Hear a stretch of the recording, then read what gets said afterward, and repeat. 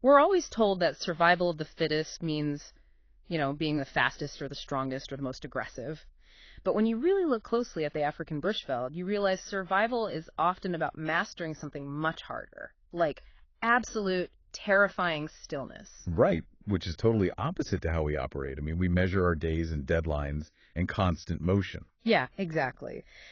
You usually expect nature documentaries to give you a neat, clean lesson about the food chain. But reading through these excerpts from Dust and Grace, Chronicles of the Bushveld that we curated for you today, well, those clean scripts just sort of vanish. They really do. I mean, if we aren't moving, we feel like we aren't producing. But the bush operates on this completely different biological frequency. Okay, let's unpack this, because observing this ecosystem doesn't give you packaged answers.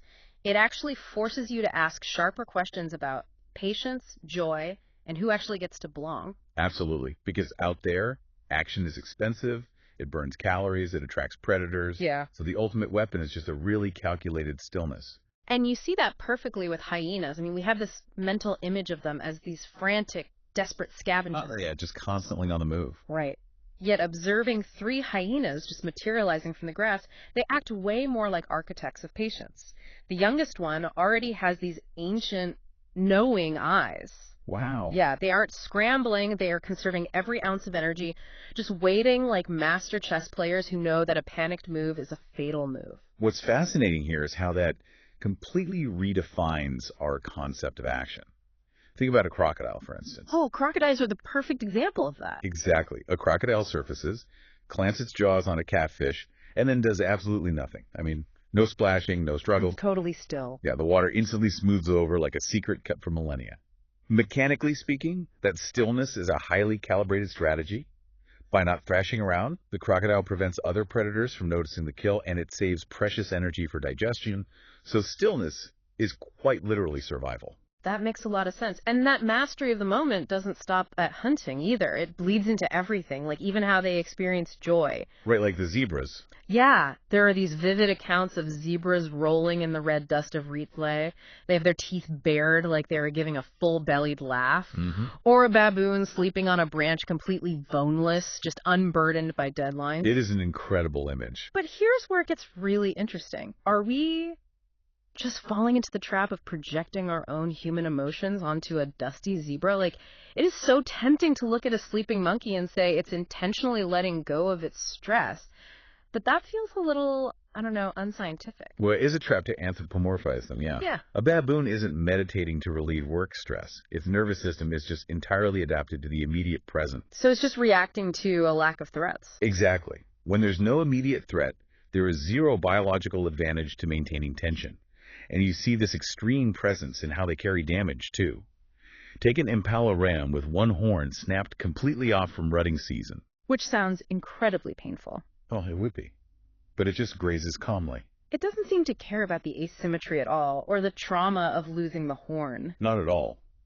If we connect this to the bigger picture, the bush demonstrates a mechanical reality.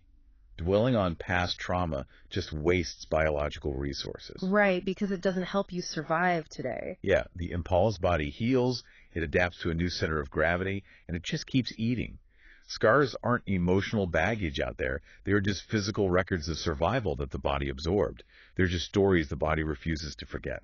Wow, stories the body refuses to forget. I love that. And if missing horns and physical damage don't disqualify an animal from thriving, it makes you rethink what actually dictates who belongs in this landscape. It really does. Like you have elephants dusting themselves in red dirt, looking like the earth itself, rising up and walking. They physically mirror the landscape. But then you have the common myna bird. Oh, the myna. Yeah, that bird is universally loathed as an invasive outcast. I mean, it doesn't have the ancestral evolutionary claim to the bushveld that the elephant does. Right, it's like the uninvited party guest who stays to help wash the dishes. Yet there it is, perched on a fence post, sharp-eyed and thriving. It's really like a scrappy bootstrap startup operating in a landscape of legacy corporations. That is a great way to put it. It doesn't have the pedigree, but it out-scavenges, out-adapts, and fiercely defends its tiny territory in human-altered spaces. It just stakes a claim through pure hustle. Which is wild, and this raises an important question. Biologically speaking, is belonging just the tenacity to remain? Like just stubbornness. Yeah, pretty much. I mean, the ecosystem doesn't actually care about origin stories or what we consider native versus invasive in the long run. Yeah. It only rewards the species that successfully adapts to the environment exactly as it exists right now. So what does this all mean? I mean, going on this deep dive and studying the bushveld doesn't hand you a tidy manual for how to live. No, definitely not a step-by-step guide.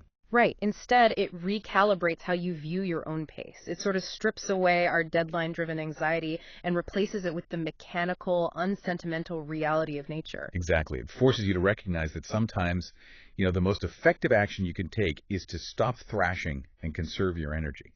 So true. So, leaving you with this thought. If you were to sit still and observe your own daily environment with the ruthless patience of the bushveld, looking past the comforting scripts you usually rely on, what moments of boneless surrender or quiet, gritty tenacity would you finally notice in yourself?